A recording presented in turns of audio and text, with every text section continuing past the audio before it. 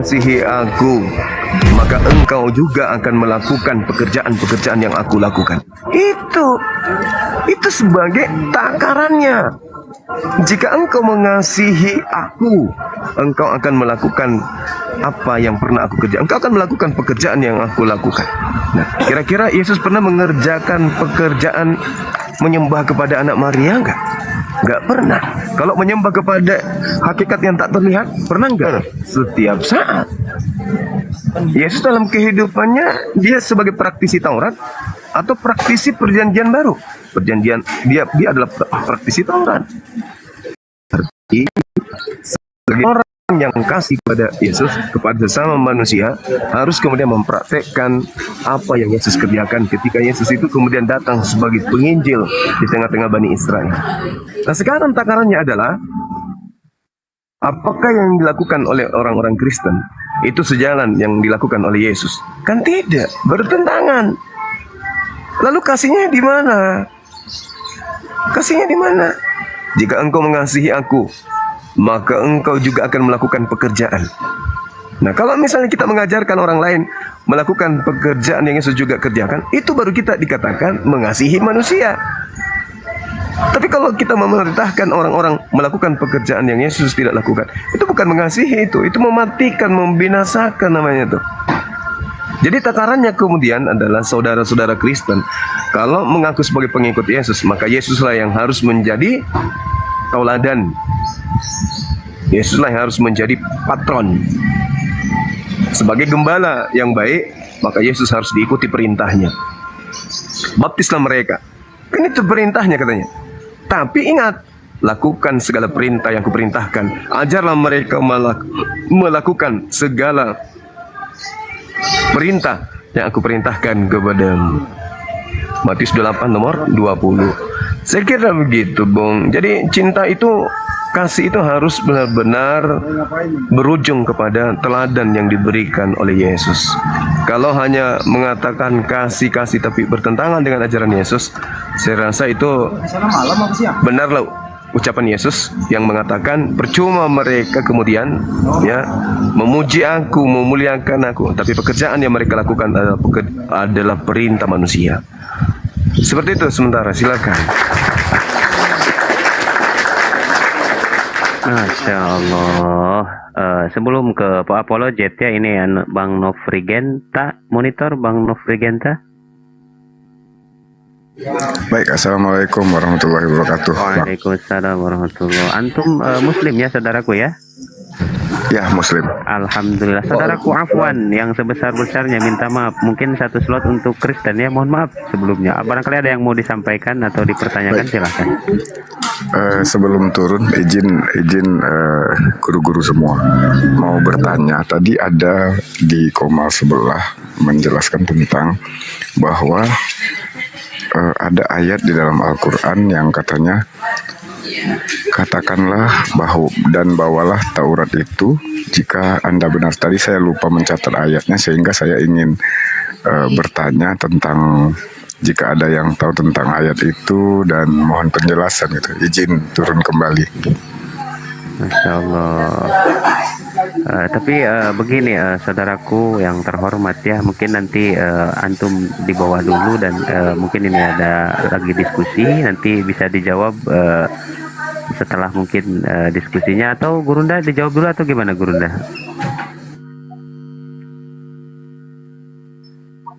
Bang Zuma? Iya, jadi nanti dulu ya saudaraku ya, insya Allah nanti dijawab biar tidak kepotong ini diskusinya. Silakan Pak Apologet. Pak Apologet. Opung, naik Opung. Silakan Pak Apologet.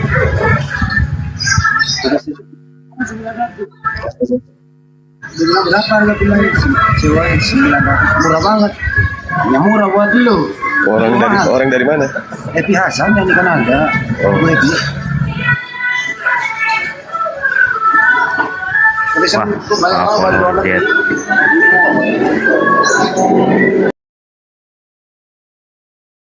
Apologet monitor. Wah, Gurunda lagi jelasin ya tadi, bener memang. Oten-oten ini kadang-kadang mungkin telinganya tadi ditutup kayaknya, jadi nggak kedengeran apa-apa. Kang Al, assalamualaikum Kang Al. Waalaikumsalam warahmatullahi wabarakatuh. Masya Allah, oh iya. Nah, ada guru Zending nih, sama fotonya kayak Apologet Genius. Guru Zending. Iya, ini guru Zending.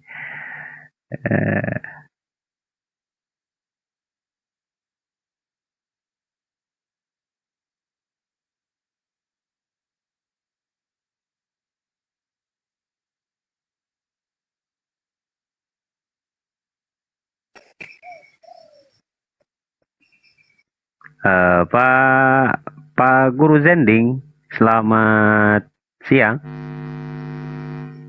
Ya, selamat pagi. Selamat pagi. Di sini masih pagi Bang Abu Yastro. Oh iya, iya ya. Ini tentang ajaran kasih ya. Cuman tadi Gurunda sudah menjelaskan. Barangkali Anda menyimak di bawah atau Anda baru masuk? Saya baru masuk. Oh iya. Cuman Pak Apologet dari tadi di mute terus. Pak Apologet, monitor. Mohon maaf kalau Anda tidak monitor, saya hitung sampai 3. Mohon maaf, Anda di bawah dulu ya. 1, 2, 3. Terima kasih Pak Apologet ya. Kacau ini Pak Apologet, ketiduran atau gimana ini? Kasihkan dengar. Itu dia.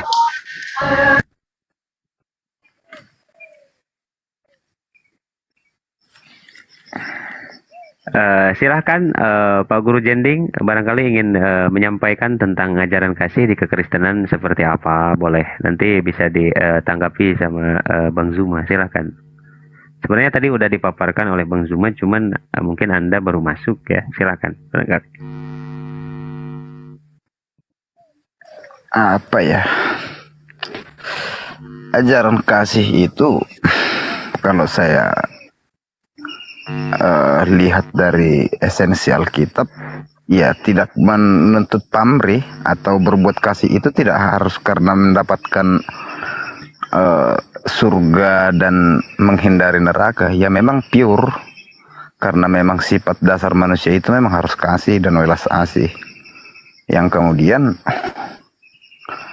pengikut Yesus Kristus itu konsekuensinya kasih, dan tidak menutup kemungkinan dan tidak menjadi jaminan bahwa orang Kristen akan masuk surga, dan itu adalah sebagai jaminan, tetapi sebagai bentuk dari kasih sesama manusia di dalam dunia ini, yang kemudian surga itu sendiri adalah hadiah atau sola gratia, kira-kira begitu. Iya. Opung, selamat pagi Opung. Selamat pagi, Buya. Iya, gimana barangkali menurut Opung sebelum ke Bang Zuma? Menurut Opung seperti apa ajaran kasih? Silakan. Tapi tidak dijelaskan. Barangkali Ajaran Opung kasih, ingin ya. menambahkan, silakan. Ajaran kasih yang mengasihi, mengganti ini hukum menjadi hukum kasih itu kepada setiap ciptaannya, gitu aja. Udah dijelaskan tadi sama itu.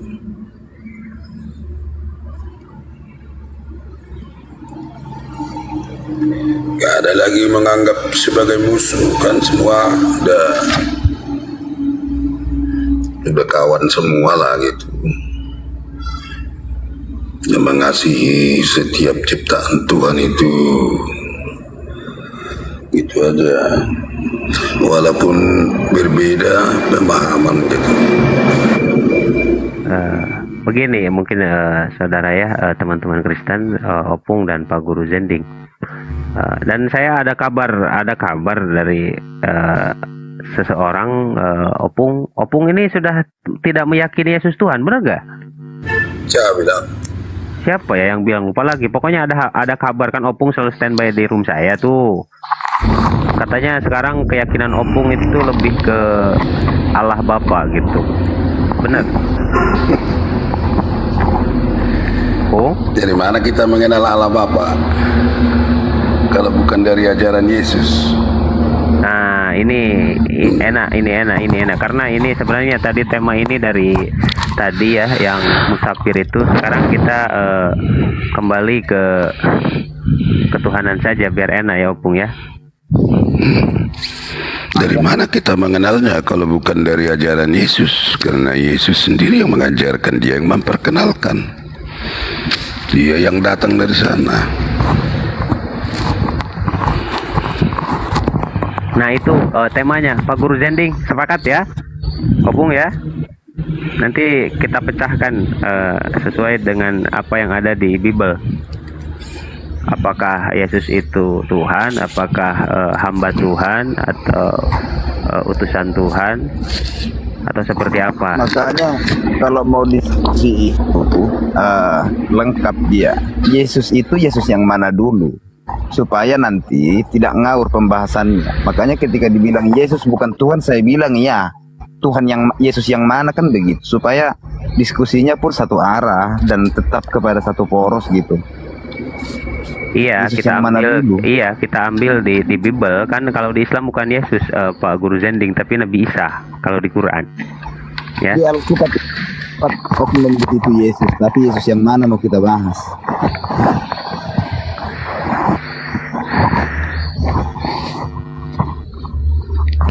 Gurunda, Bang Zuma. Beliau lagi di luar ya, Masya Allah, tapi masih sempat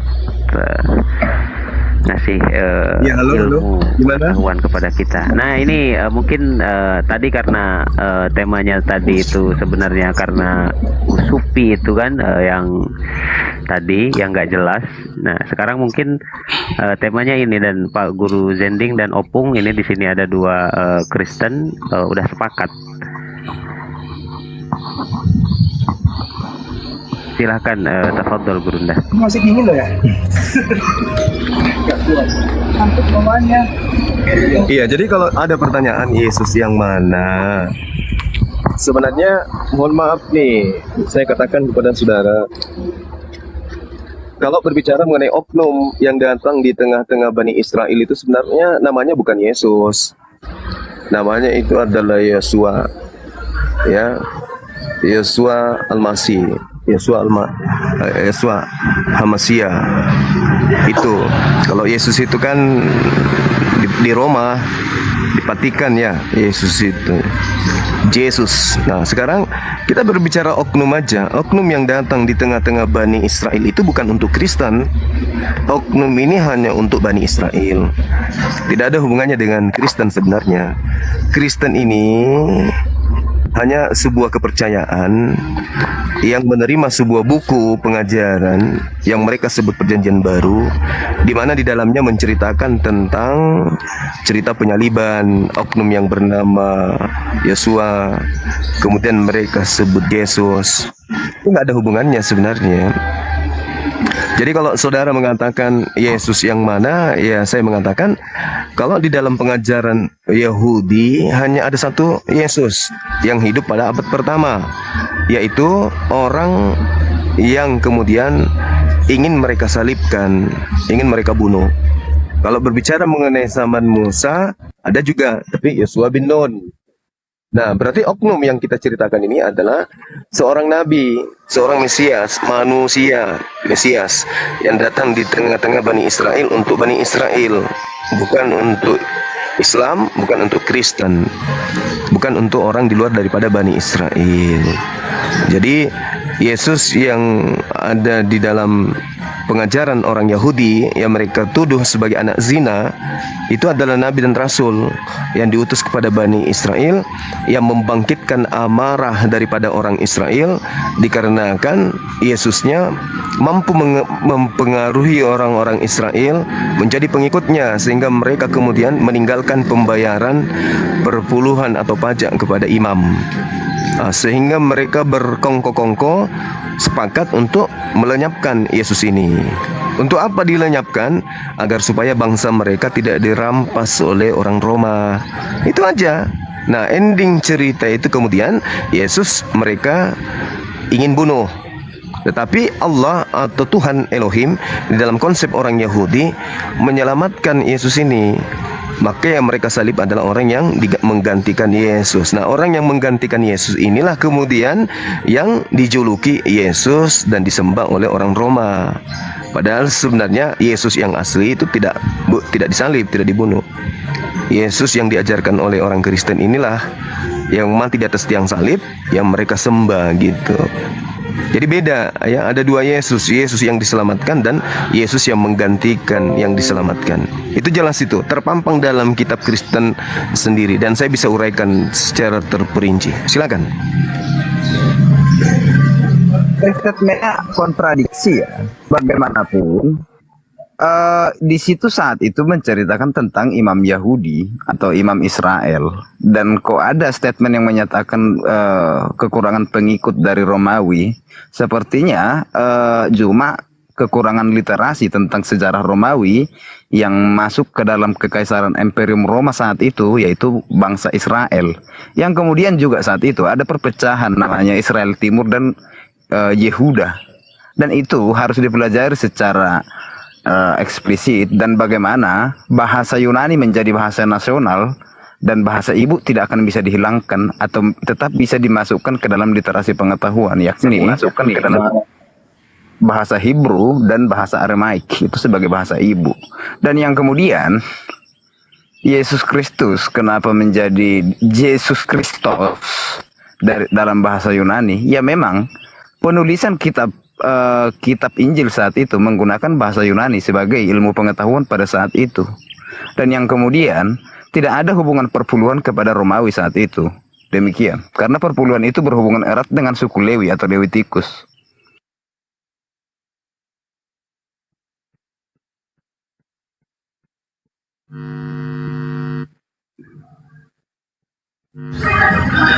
Jadi kita berbicara data aja. Kalau data yang berbicara itu lebih akurat.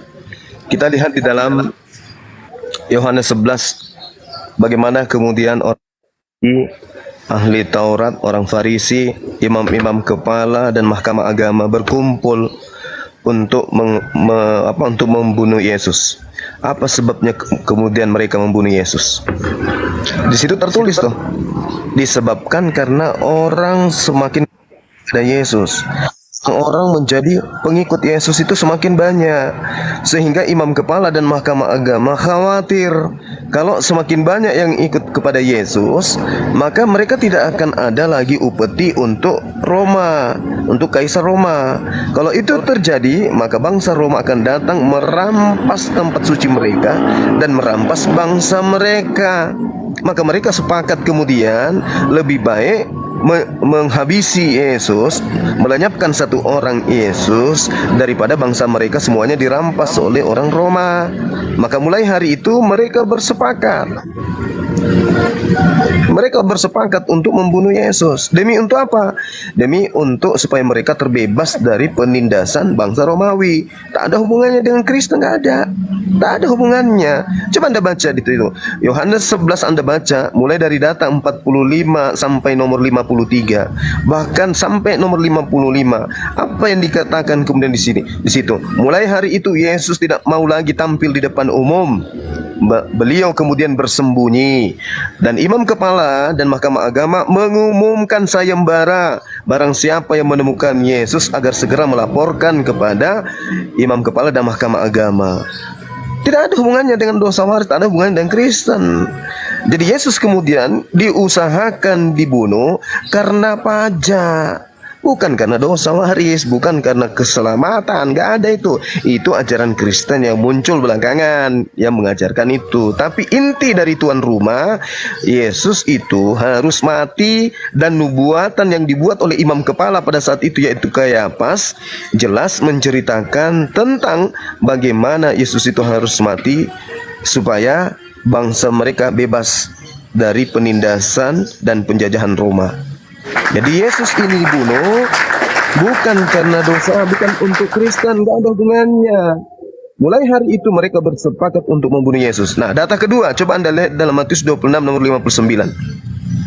Mulai hari itu, imam-imam kepala bahkan mahkamah agama melakukan kesaksian palsu demi untuk membunuh Yesus.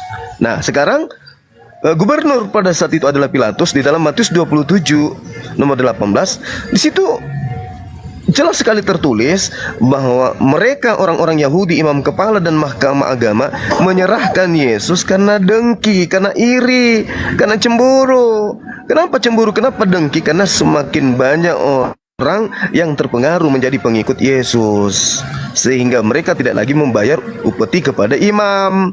Maka imam dan mahkamah agama sepakat Yesus ini harus dibunuh. Bahaya kalau tidak. Kalau tidak dibunuh, maka semua orang akan percaya kepada dia. Kalau orang semua percaya kepada Yesus, tidak ada lagi yang membayar upeti. Kalau tidak ada lagi yang membayar upeti, bangsa Roma akan datang merampas Bani Israel, merampas bangsa mereka.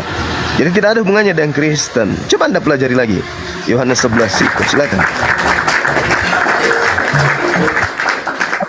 Sepertinya Anda terjebak di statement Anda. Dua statement Anda, dua-duanya berlawanan. Yang pertama Anda menyatakan bahwa Yeshua HaMasyiah itu tidak disalibkan, melainkan diserupakan. Nah, di premis Anda yang kedua, Yesus dibunuh karena kekurangnya penghasilan atau perpuluhan oleh Imperium Roma saat itu. Jadi mana yang betul? Anda konsisten sama jawaban Anda atau statement, bahkan premis Anda.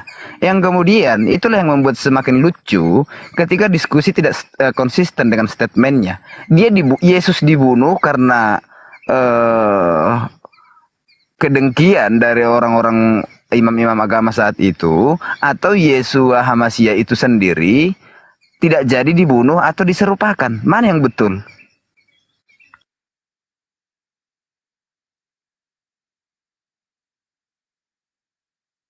Oke, ingat, saya belum berakhir.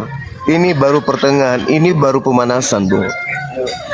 Jadi ketika mereka sudah bersepakat kemudian membunuh Yesus, mereka melakukan kesaksian palsu. Apa yang terjadi kemudian? Mereka mencari Yesus. Nah, apakah mereka berhasil membunuh? Tidak. Apakah mereka berhasil menangkap? Tidak. Disinilah kemudian muncul apa yang diterangkan Al-Quran. Wa makaru wa makarallah. Mereka melakukan tipu daya, mereka melakukan makar untuk membunuh Yesus. Tapi kemudian yang mereka bunuh adalah orang yang diserupakan. Mereka memang melakukan kesaksian palsu. Mereka berusaha dengan sekuat tenaga yang mereka punya untuk menangkap Yesus yang adalah Nabi dan Rasul, yang adalah Mesias ini.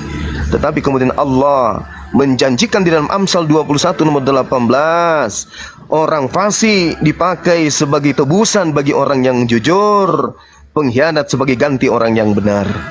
Makanya yang disalib ini nantinya adalah orang yang dikutuk. Kenapa? Karena dia melakukan pengkhianatan kepada Yesus. Coba Anda lihat di dalam Ulangan 21 nomor 22 sampai 23. Orang yang dihukum Tuhan yang setimpal dengan hukuman mati, haruslah jangan kau biarkan mayatnya semalam-malaman di atas tiang. Tetapi orang yang dihukum terkutuk oleh Tuhan, yaitu dengan cara digantung, baik itu di pohon atau di tiang kayu, maka jangan kau biarkan mayatnya semalam-malaman. Nah, ini yang terjadi kepada oknum yang disalib itu. Makanya kemudian Yosef Arimatea dan Nikodemus bahkan Maria ikut kemudian membisiki Pilatus, Gubernur Pilatus, agar mayat ini segera diturunkan. Kenapa? Karena mayat yang di atas tiang salib ini adalah orang terkutuk. Kalau orang terkutuk, berarti dia adalah orang yang menggantikan Yesus yang tadi. Maka yang digantung di atas tiang salib adalah orang yang dikutuk oleh Tuhan. Siapa mereka yang dikutuk oleh Tuhan? Baca Ulangan 27 nomor 25, Bung. Yang dikutuk itu adalah orang yang menerima suap demi untuk menyerahkan orang benar agar dibunuh. Siapa dia? Yudas Iskariot. Itulah yang Anda sembah. Jadi yang menggantikan Yesus ketika mereka melakukan makar, wa makaru, Allah kemudian menggantikan Yesusnya dengan Yesus KW. Itulah si Yudas, pemakan suap.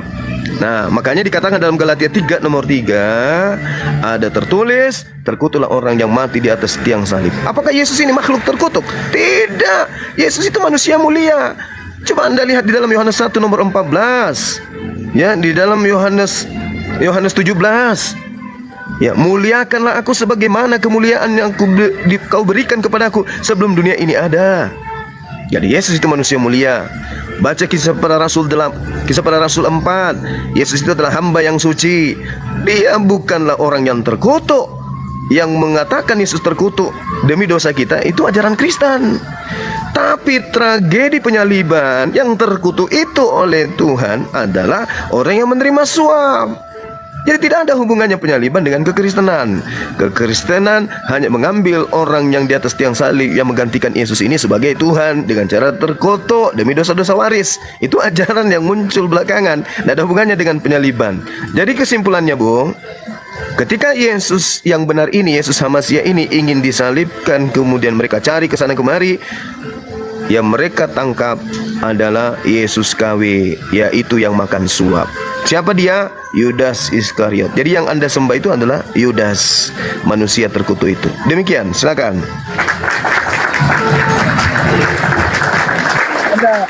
Ada sebuah kajian filosofi namanya logikal kategorial, logikal esensial. Nah, ketika kita membaca hanya dengan bermodalkan nalar membaca, yang muncul itu pemaknaan praktis. Apalagi kalau tidak selesai dibaca, yang muncul itu apa? Kesimpulan atau bahkan asumsi.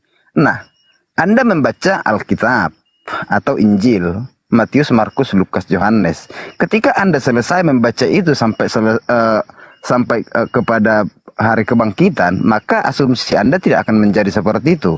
Dan bagaimanapun, Yesus Hamasia itu menyerahkan diri kepada tentara Roma saat itu, yang kemudian dia berdoa, seandainya sawan ini bisa digantikan, dan dia pun tidak ingin, karena di saat itu dia berdoa kepada bapaknya sebagai dia memposisikan diri sebagai anak. Disitulah ilmu logikal kategorial dipergunakan. Dia berdoa kepada bapaknya, yang kemudian saat dia mau ditangkap, Petrus memotong telinga dari tentara Romawi. Tetapi itu disembuhkan. Dan ketika itu diserupakan, di situ ada historisnya kembali kuat. Bagaimana dia itu dicambuk atau flagellum dalam bahasa Roma. Bahasa Yunani. Dengan flagella atau cambuk. Dan yang kemudian, dalam pemukulan salib sampai kepada bukit Golgota, itu jelas Yesus Hamasia. Dan yang kemudian ibunya berkata, "Guru, minumlah." Apa yang dinyatakan? Jangan aku kau tangisi, tangisilah anak-anakmu. Dan yang kemudian berikutnya apa? Pernyataan dari yang di sampingnya mengatakan begini, jika kau memang Yesus, maka selamatkanlah dirimu. Kan begitu pernyataan. Dia tetap dicobai. Dan yang kemudian juga terakhir, Anda menyatakan bahwa orang yang mati terkutuk di kayu salib itu, orang yang mati di kayu salib, orang yang terkutuk. Itu betul, saya tidak menyalahkan itu. Tetapi ketika Yesus telah mati di kayu salib, kutuk atas salib tersebut telah selesai. Dan itu disucikan. Makanya dulu orang zaman Romawi yang mati di kayu salib itu terkutuk. Dan Yesus juga saat itu menyucikan salib itu. Dan itu sampai sekarang kami mengimani itu sebagai simbol dari keagamaan kami atau keimanan kami. Apa yang salah? Silakan.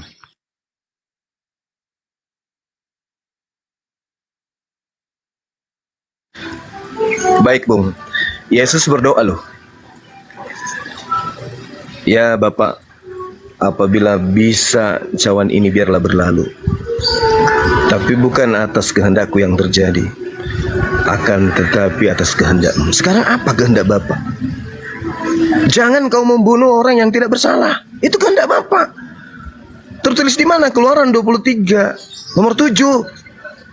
Jangan kau membunuh orang yang tidak bersalah, sebab aku Tuhan tidak akan membenarkan orang yang bersalah. Enak kali orang Kristen ini, ya, pelaku-pelaku dosa, orang-orang Roma, orang-orang Yunani. korupsi, koruptor, pembunuh, perampok, pemerkosa, pemburit dan seterusnya dibenarkan. Demi untuk dia dibenarkan, orang benar dibunuh di atas tiang salib gitu. Wah, Celaka lah kau. tolonglah pakai logika sehat. Tragedi penyaliban itu nggak ada hubungannya dengan Roma, Vatikan, Kristen, nggak ada hubungannya. Sekali lagi saya katakan, tetapi atas kehendak mulai yang terjadi. Apa kehendak Bapak? Jangan kau membunuh Yesus. Itu kehendak Bapak. Amsal 6 nomor 16. 6 kekejian yang dibenci oleh Tuhan. Bahkan 7 kekejian di dalam hatinya. Salah satunya adalah orang yang menumpahkan darah orang yang tidak bersalah. Yesus ini bersalah enggak? Tunjukkan apa kesalahan Yesus. Satu aja. Kesalahan Yesus apa? Sehingga dia pantas untuk dihukum. Ada? Ada kesalahan Yesus yang menyebabkan dia pantas untuk dikutuk di atas tiang salib? Ada? Enggak ada. Sementara penyaliban atau penggantungan orang di atas tiang salib atau di pohon itu berlaku di tengah-tengah Yahudi apabila orang tersebut dikutuk oleh Tuhan. Apa sebabnya dia dikutuk? Baca Ulangan 27. Apakah dia mencuri? Apakah dia memperkosa atau meniduri istri dari bapaknya? Ataukah dia menggeser batas tanah? Ataukah dia makan suap? Apakah ada di antaranya yang dilanggar oleh Yesus? Tidak ada. Berarti yang mati terkutuk di atas tiang salib ini adalah orang yang menggantikan Yesus, disebabkan karena mereka terkutuk. Disebabkan karena mereka melanggar perintah Tuhan. Nah, sekarang Yudas, apa yang dilanggar Yudas? Pertama, Yohanes 12 nomor 6. Yudas apa yang dilanggar? Selalu mencuri uang kas, tidak memperhatikan nasib orang miskin. Lalu kemudian Yudas Salah ukur tanah. mengkhianati Yesus. Yudas menerima suap. Pantaskah dia dikutuk, digantung? Pantas. Maka ketika ada oknum yang tidak pantas ingin disalibkan, maka digantikan oleh yang pantas. Nah, sekarang gini, saya ingin membuat otak kiri Anda itu berfungsi. Saya mau tanya, menurut hukum Tuhan yang ada di kitabnya orang Yahudi, yang disalib ini orang terkutuk atau orang yang dikasihi atau orang yang dimuliakan? Jawab, silakan. Iya, Saya ingin merangsang otak kiri Anda berfungsi. orang yang disalibkan Orang yang pada zaman Romawi, ya orang-orang yang mendapatkan kesalahan atau mungkin itu disebut sebagai kutukan. Atau bisa saya sebutkan kutukan. Sekarang yang kena kutuk di situ yang menerima.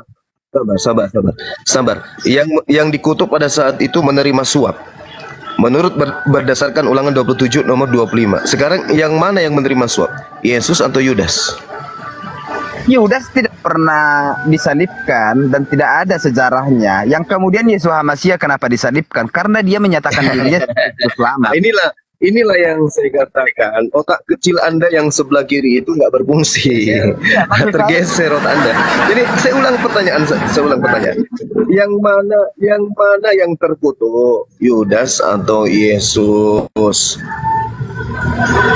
Premisme itu sudah tidak bisa lagi untuk dipikirkan. Karena apa? Ya, Anda menyatakan Yudas disalibkan, sementara dia bunuh diri. Anda mau ngambil datanya dari... Tunggu dulu. Cerita bunuh diri itu nanti kontradiksi. Tunggu. Saya bertanya, yang tadi kan jelas bahwa yang dibunuh adalah orang yang dikutuk oleh Tuhan. Sekarang yang makan suap adalah yang dikutuk. Siapa yang makan suap? Yudas atau Yesus? Oke. Yang menjual Yesus itu, yang menjual Yesus Hamasiah itu adalah Yudas. Yang menjual ya.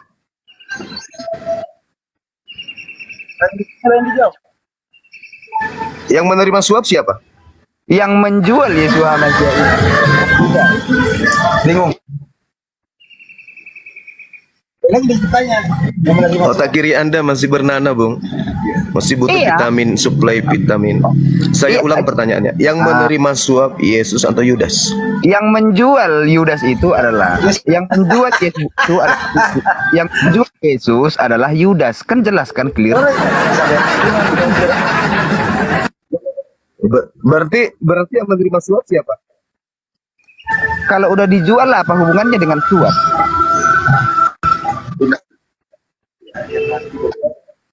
Loh, tunggu dulu. Jangan Anda bicara begitu. Itu menyalahi data. Yang Saya menerima ikuti. suap 30 keping perak itu siapa?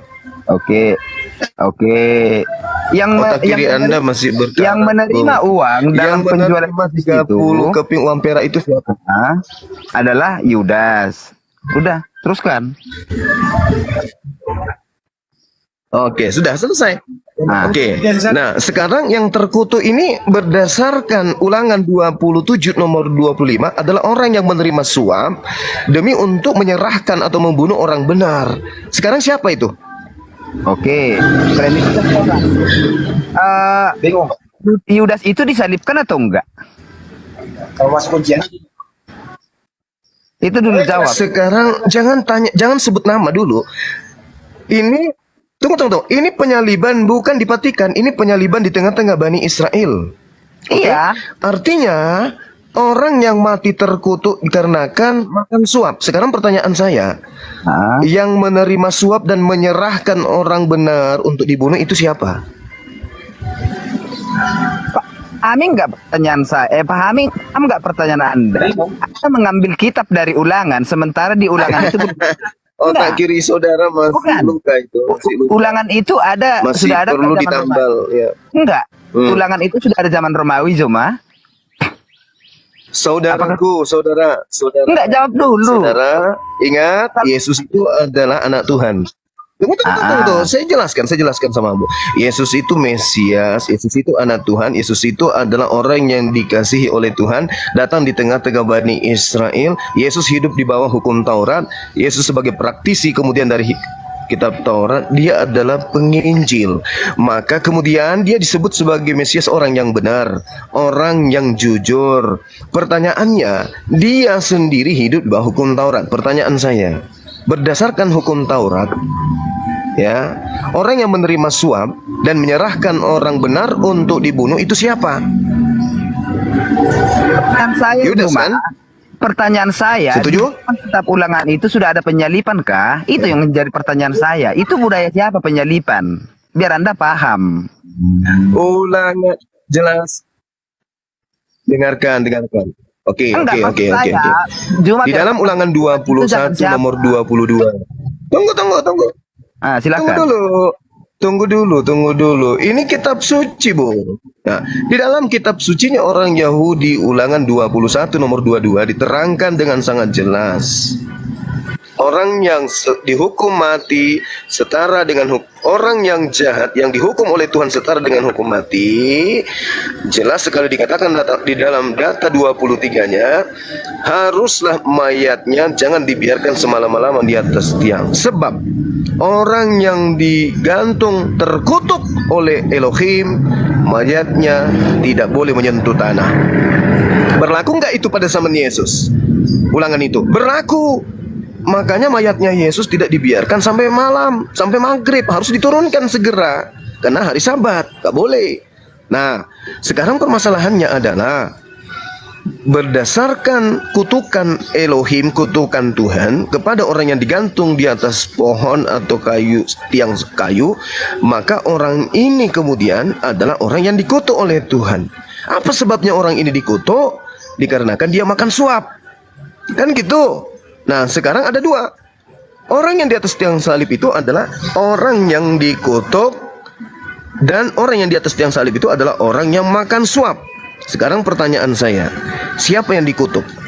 Yesus kah atau Yudas? Siapa yang makan suap? Yesus kah atau Yudas? Jawab. Saya coba terangkan sama Zuma ya. Mana tahu dia membaca kurang. Iya, sebentar. Anda jangan terlalu eksklusif. Saya terangkan pelan-pelan untuk Zuma. Saya kasih waktu 2 menit aja, 2 menit. Di dalam literasi, oke, saya tutup Alkitab. Artinya, ketika saya enggak, sebentar, santai dulu Anda. Kita bukan kejaran-kejaran angkot. Saya tutup Alkitab. Kita balik ke sejarah. Imperium Roma atau Roman Empire. Sejarah lagi. Kamu mau lari dulu. Kamu mau lari Tenang dulu. sejarah mana? Iya, Kristen tak ada di situ.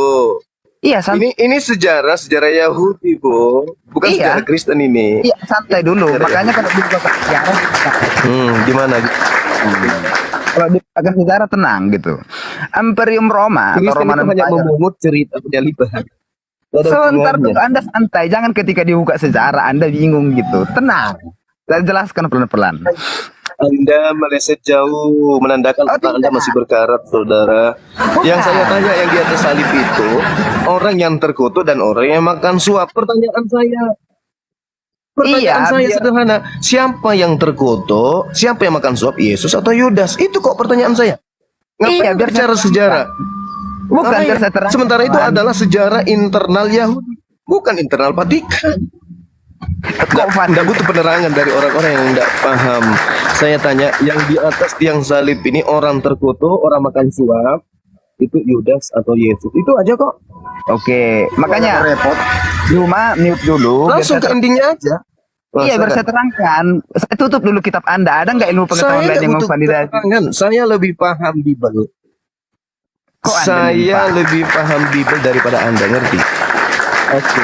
Oh iya, begitulah salah satu Saya pakar enggak, begitulah Bible, salah Bung. satu cara saya Betul. memancing Pakar emosi Anda ketika saya membukakan sejarah. Yang kemudian ketika Anda menyatakan Anda lebih paham. Siapa Enggak, yang tenang dulu. emosi? Siapa yang Bukan. emosi? Ketika Anda menyatakan Anda lebih paham. Saya tanya sama saudara, saya ulang lagi tenang untuk dulu, yang tenang dulu, pertama kalinya bertanggung jawab. saya tanya. Saya sudah menjelaskan Anda dari kitab Ulangan, dari kitab Amsal. Saya sudah jelasin kepada saudara, yang dikutuk itu kita nggak perlu banyak cerita. Bukan ayam, bukan sapi, bukan tedong, bukan Pak Bom Bom yang disalib. Yang disalib adalah orang yang terkutuk, orang yang makan suap. Endingnya kemudian, siapa yang terkutuk dan siapa yang makan suap? Yesus atau Yudas? Nggak usah kemana-mana ente. Ini otak Anda saya ingin bersihkan. Ya, dari karat. Ayo, jawab. Cuma tenang dulu ya biar saya jelaskan pelan-pelan. Udah lah, berak aja udah, nggak bisa dia. Loh. Ya, nggak perlu penjelasan loh. Kok sudah sampai, kita sudah sampai di endingnya loh. Iya, Apa yang Anda ingin kalau saya jelaskan? jelaskan- Poinnya sudah Enggak, sangat jelas. Yang di atas nanti tiang kalau salib saya ini jelaskan adalah orang menurut terkutuk, kitab yang di saya- atas tiang salib ini adalah orang yang makan suap. Pertanyaannya, Iya, nanti siapa yang makan suap? Siapa yang terkutuk? Yesus Makanya atau Juma, Yudas? kalau Anda meminta penjelasan dulu, biar saya terangkan. Oke, saya tutup Alkitab supaya Saya nanti itu tidak kan butuh berdasarkan penjelasan. kitabmu. Iya, itu kan Saya berdasarkan tidak kitab. butuh keterangan, saya butuh jawaban. Yang disalib itu adalah orang yang terkutuk dan orang yang menerima suap. Pertanyaan saya, siapa yang terkutuk dan makan suap? Yesus atau Yudas? Tinggal sebut aja. Kenapa berat? Kenapa Anda berat menyebut salah satu di antara dua oknum ini? Kenapa 7 kali? Kenapa?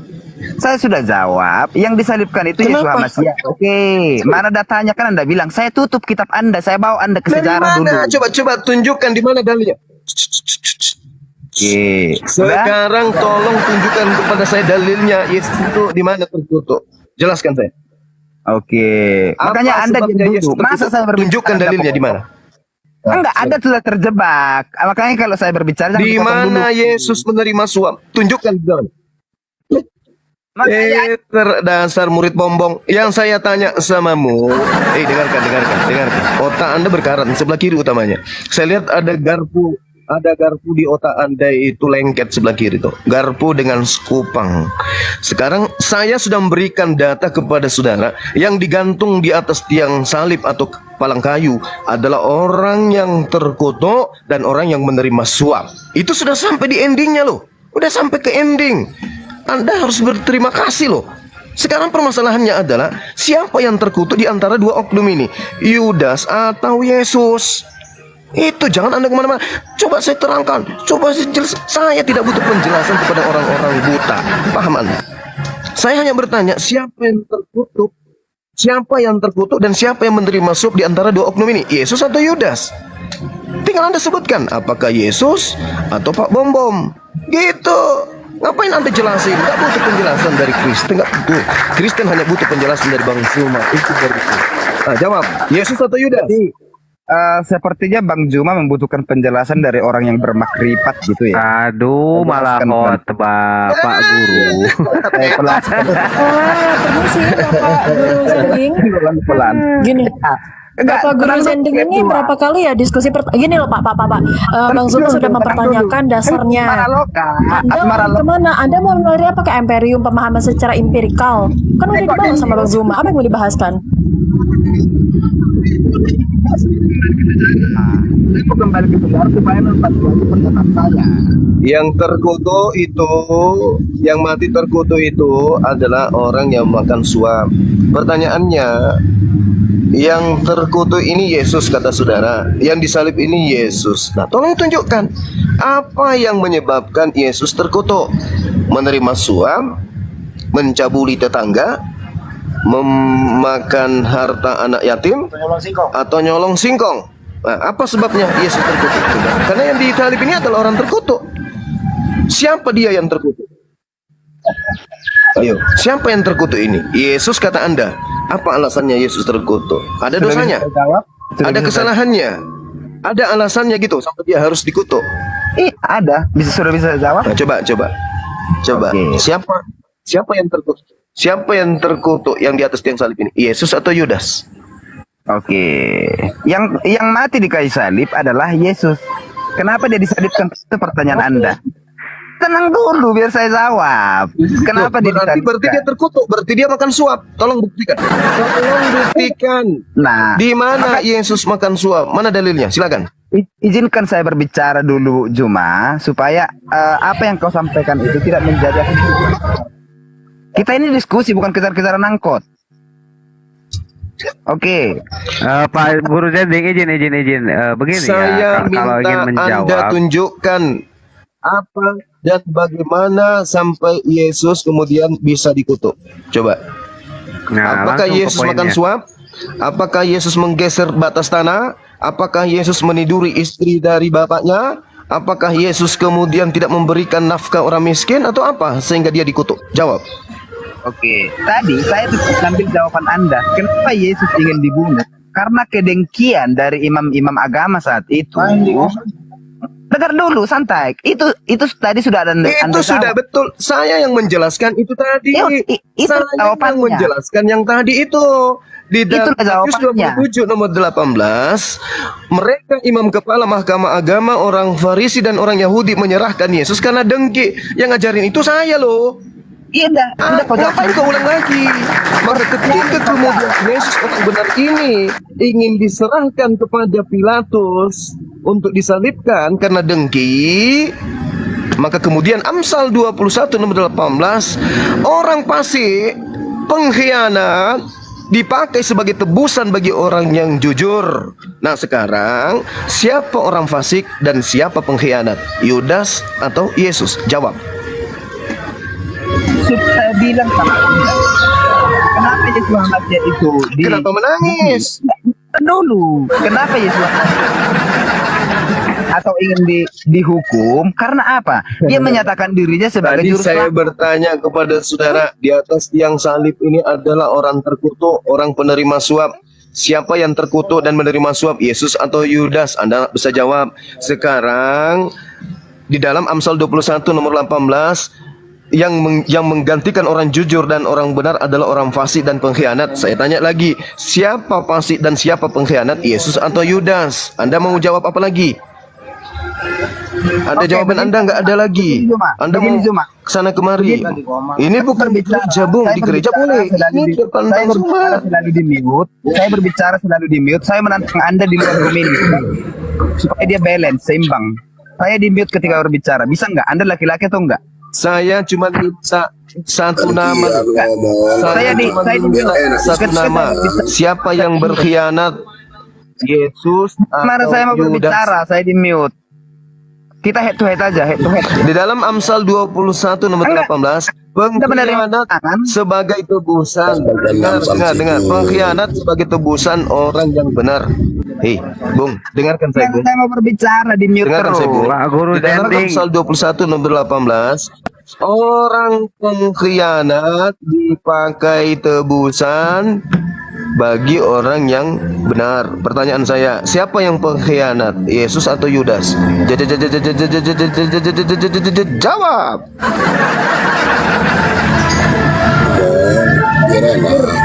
Sebentar, Mr. TB, sebentar. Ini masih urusan saya sama Juma. Saya pikir Juma ini orangnya berkelas, tapi ketika saya berbicara saya di mute. Rupanya inilah keeksklusifanmu. Tapi saya Tuh, coba kan malah kemana-mana. Astagfirullahaladzim. Otak Anda berkarat, Bung. Otak Anda Bukan, berkarat. jangan saya di mute biar saya Otak terangkan. Anda berkarat, Bung. Pertanyaan saya, Amsal 21. Ingat, Amsal itu adalah kitab hikmah. Pertanyaannya jelas. Di dalam Amsal 21:18, Tuhan akan menggantikan orang jujur dengan pengkhianat. Pengkhianat dipakai tebusan bagi orang yang jujur. Pertanyaan saya, siapa yang pengkhianat antara Yesus dengan Yudas? Jawab. Oke. Saya 3 menit untuk berbicara. Sekarang 21. Dengar dulu. Dari tadi oke. Tiba-tiba Keo. Saya berbicara jangan Anda potong. Anda berbicara saya diam. Makanya Anda diam dulu, tenang dulu, jangan kepanasan. Oke. Saat itu, kenapa Yeshua HaMashiach itu disalibkan dan ingin dibunuh oleh imam agama? Karena ada kedengkian dan kurangnya pengikut dari imam agama tersebut. Dan yang kemudian Yeshua HaMashiach menyatakan dirinya sebagai juru selamat. Yang menjadi kontradiksi saat itu, janji HaMashiach saat itu adalah juru selamat untuk Bani Israel. Sementara Yeshua HaMashiach datang sebagai juru selamat seluruh dunia. Orang Samaria pun diselamatkan atau ditolong. Nah, dosa terbesar saat itu adalah ketika ada orang yang mengaku dirinya juru selamat dan mengaku-ngaku dirinya juru selamat, itu dosa paling besar saat itu. Apalagi kalau menyebutkan bahwa dia utusan dari YHWH, itulah dosa paling besar. Yang kemudian itu akan menjadi hukuman kemudian Yeshua HaMashiach. Yang berikutnya, dalam sejarah Alkitab atau bahkan di dalam kitab itu sendiri, sebelum Yesus disalibkan atau ditangkap, Yudas sudah meninggal. Itu historikalnya. Yang kemudian, oke, saya tutup Alkitab. Sejarah. Enggak, saya tutup. Sebentar dulu, saya janji tadi 24. Makanya Anda tenang. Tutup Alkitab, tutup begitu. Tenang dulu. Di dalam sejarah Romawi, Gak di usah dalam kamu terangin yang saya tanya. Siapakah yang berkhianat? Yesus atau Yudas? Yesus itu disalibkan. Kan dalilnya jelas. Pengkhianat. Dengar. Pengkhianat dipakai sebagai tebusan bagi orang yang benar. Pertanyaan saya, siapa yang berkhianat? Yesus atau Yudas? Gitu aja kok repot.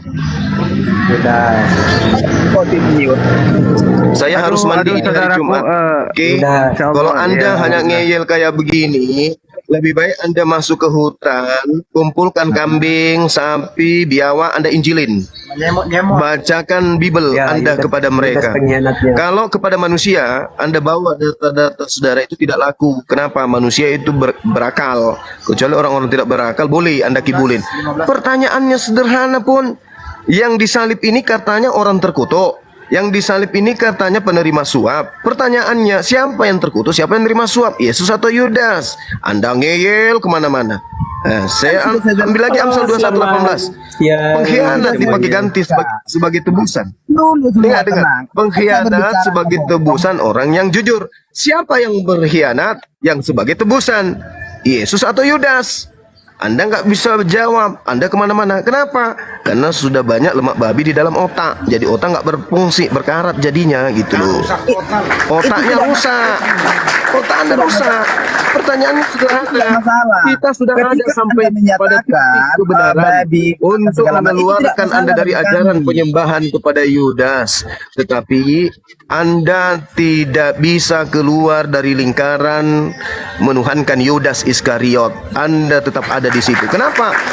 Al-Quran mengatakan wa kanal kafiru ala rabbihi zahira. Adalah orang-orang kafir penolong-penolong setan di dalam durhaka kepada Tuhan. Jadi Anda sedang menolong orang-orang kafir untuk durhaka. Anda menolong setan agar manusia tetap menyembah kepada Yudas untuk masuk ke dalam neraka. Saya sedang memberikan Anda tiket loh untuk keluar dari lingkaran setan. Anda bisa. Oke. Terus dari tadi oke. Ujung-ujungnya oke. Udahlah, aku mau mandi. Malas. Otak Anda berkarat. Saya sudah berusaha untuk menyembuhkan Anda, tapi Anda sendiri yang nggak mau sembuh. Oke? Silakan Anda sakit untuk Belajar Islam sama Anda bisa nggak? saya mohon izin, mau mandi. Nggak ada waktu saya untuk mengobati orang-orang yang tidak mau diobati. Ingat, kalau Anda masih bisa diselamatkan, renungkan. Apakah Yesus atau Yudas yang mati terkutuk? Renungkan itu. Kalau Yesus yang mati terkutuk di atas tiang salib, apa sebabnya dia terkutuk? Cari dalilnya. Apakah Yesus ini benar-benar punya dosa yang menyebabkan dia terkutuk? Kalau tidak, maka ingat. Di dalam Amsal 21 nomor 18 dan Amsal 11 nomor 8, Tuhan menjanjikan menggantikan orang benar dengan pengkhianat. Siapakah yang mengkhianat? Yudas atau Yesus? Itu jawabannya, ya. Jadi sahabat-sahabat, Adinda, Abuya, dan sahabat yang lain, saya mohon undur diri, saya mau mandi dulu. Siap, Gurunda. Pasien kita yang Astaga, turun baru aja tuh sampai si Zuma. Ini Bang Zuma mau sholat Jumat. Emang kamu gak disunat ke Jumat? Assalamualaikum warahmatullahi wabarakatuh. Waalaikumsalam warahmatullahi wabarakatuh. Ya, kembali saya ingatkan, Selasa insya Allah Silakan Bung Zuma, semoga saya akan mengobati Pak Pendeta Estra Soru, ya. Estra Soru nanti saya terapi tanggal 27 hari Selasa. Mudah-mudahan Pak Estra Soru ini bisa sembuh dari kegilaannya. Demikian, salam tauhid, salam satu Tuhan. Assalamualaikum warahmatullahi wabarakatuh. Waalaikumsalam warahmatullahi wabarakatuh. ikut pamit ya. Siap, lanjut Kang Arya. Yuk. Waalaikumsalam warahmatullahi wabarakatuh. Ini apa sih nih? Keledai satu nggak ada diem-diemnya. Dari tadi sabar kayak orang lagi ngomong.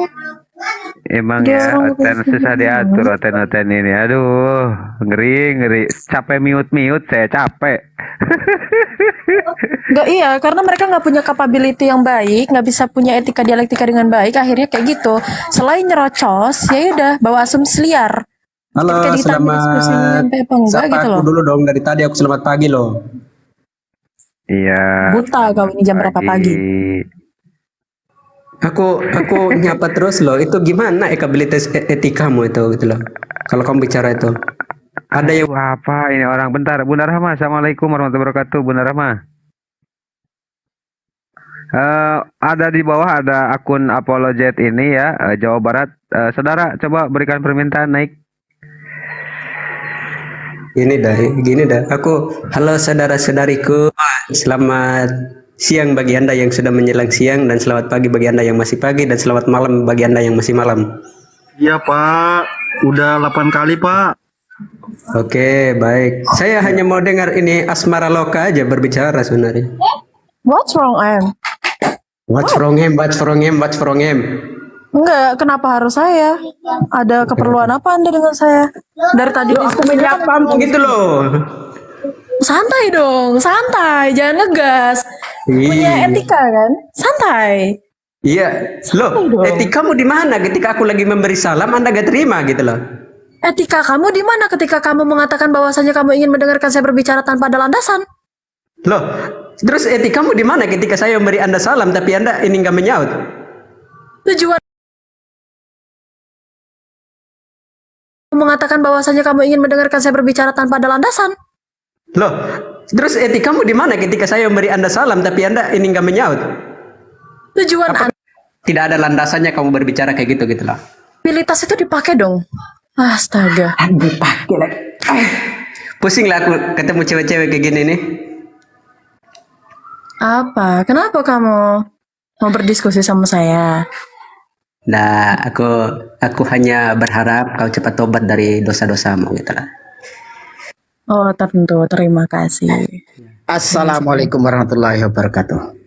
Waalaikumsalam warahmatullahi wabarakatuh. Bang Erwin, selamat datang. Jadi kalau masih punya dosa banyak, usahakan perbanyak amal lah supaya dosamu itu bisa terhapuskan.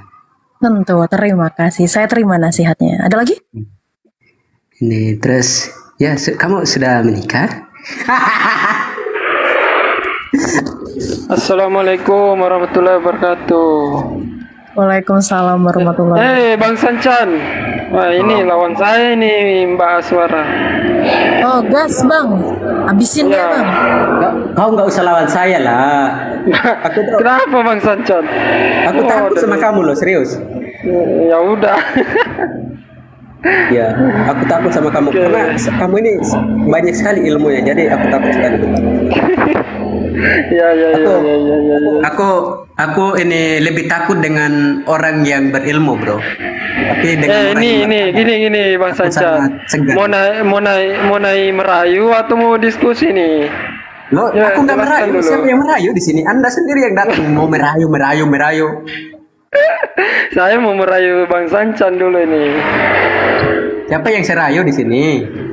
Enggak, saya mau merayu Bang Sancan. Gak usah kau rayu saya lah. Saya ini cowok bukan cewek. Iya. Kamu rayu dalam hal apa? Kamu rayu saya. Sancan cuma berani sama perempuan. Aku berani sama semuanya, bro. Kalau aku ini, bro ya, dengar, bro. Ini gimana ceritanya ini? Mau diskusi apa mau gimana ini ceritanya ini? Nah, tadi aku mau sedikit nyapa gurunda Anda itu loh. Tapi karena dia sudah pergi, ya udah gue mau have fun di sini sambil Anda berbicara banyak, silakan.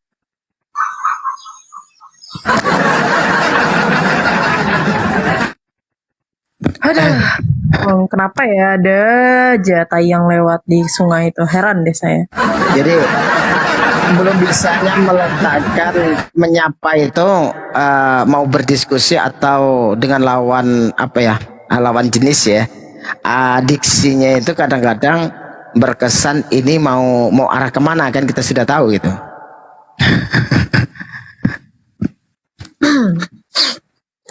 Nggak apa-apa. Thank you untuk ada Nafiri itu. Oke.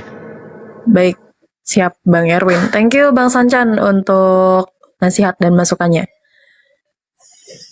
Assalamualaikum. Waalaikum. Ada apa Bang Nafiri? Selamat siang. Nggak Jumatan Bang?